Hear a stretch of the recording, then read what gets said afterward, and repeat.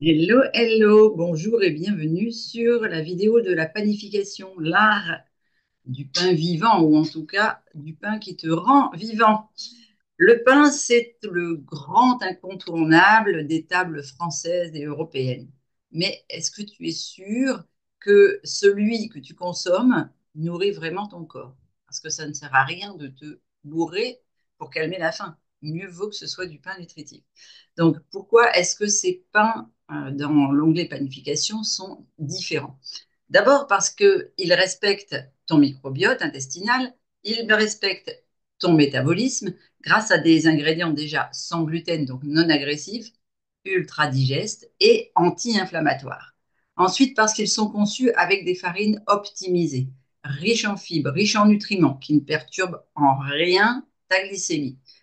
Troisième point, parce qu'ils respectent la cuisson douce et courte.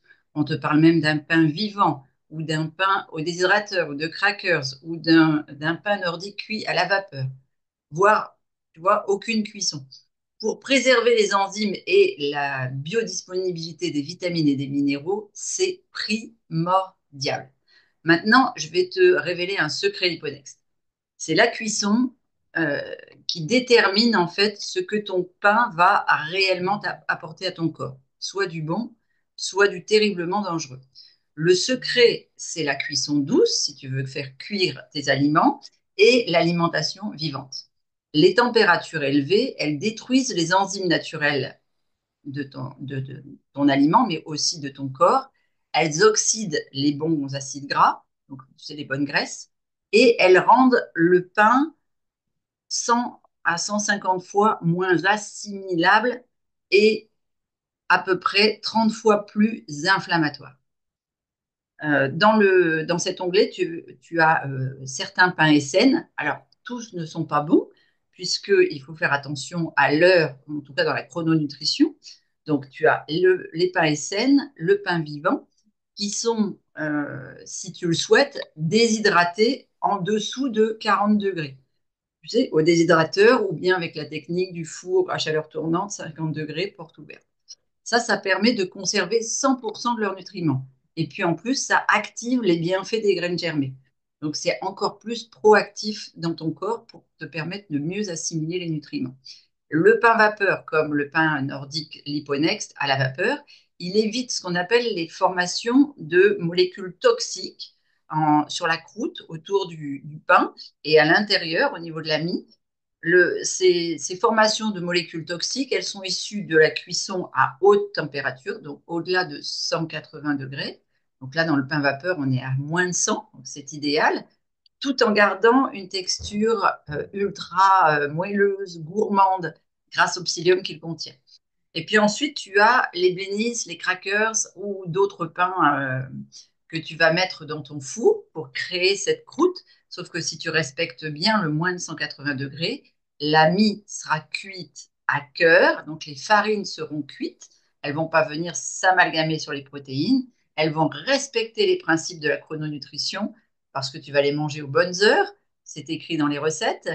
Et surtout, ça va te permettre une bonne absorption de ce qu'on appelle les glucides complexes. Les glucides complexes, ce sont des glucides à diffusion douce dans ton corps grâce à l'association du glucide et des fibres, et donc pas de pic glycémique.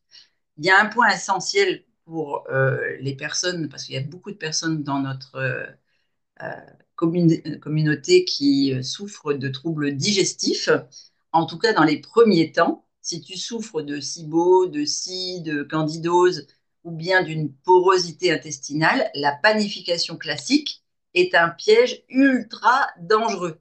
Donc les bons réflexes pour adapter ton pain à ton microbiote et réadapter ton microbiote et le réensemencer et lui permettre de se développer pleinement, c'est de privilégier les pains vivants et les pains fermentés grâce à la germination et au levain naturel. Ainsi, les antinutriments, si tu veux, vont être dégradés. Ça va faciliter ta gestion. Tu évites aussi les céréales trop riches en amidon et difficiles à digérer, comme par exemple le petit épeautre, ces choses-là, les céréales en général. Tu vas opter pour des farines de sarrasin ou pourquoi pas une farine de souchet ou une farine de quinoa ou une farine de coco qui va respecter ton intestin.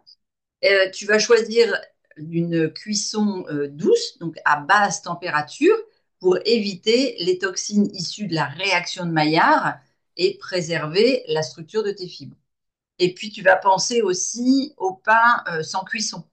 Le pain SN de notre méthodologie, le pain vivant, les crackers déshydratés sont un concentré de nutriments sans agresser ton système digestif. OK?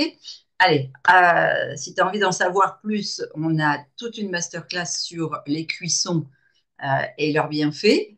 Donc, on va probablement mettre un lien où tu pourras accéder à, à cette masterclass qui t'explique tout sur les meilleures températures, les meilleures techniques de cuisson adaptées à ton microbiote, adaptées à ton métabolisme.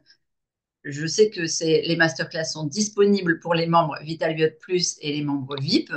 Euh, Maintenant, pourquoi pas de temps en temps donner accès aux autres sous forme de contributions sporadiques pour avoir accès à une masterclass qui vous plaît, avec et notamment là, sur cet onglet-là, avec les bons pains et les bonnes techniques. Tu vas pouvoir transformer la panification en un vrai allié vitalité.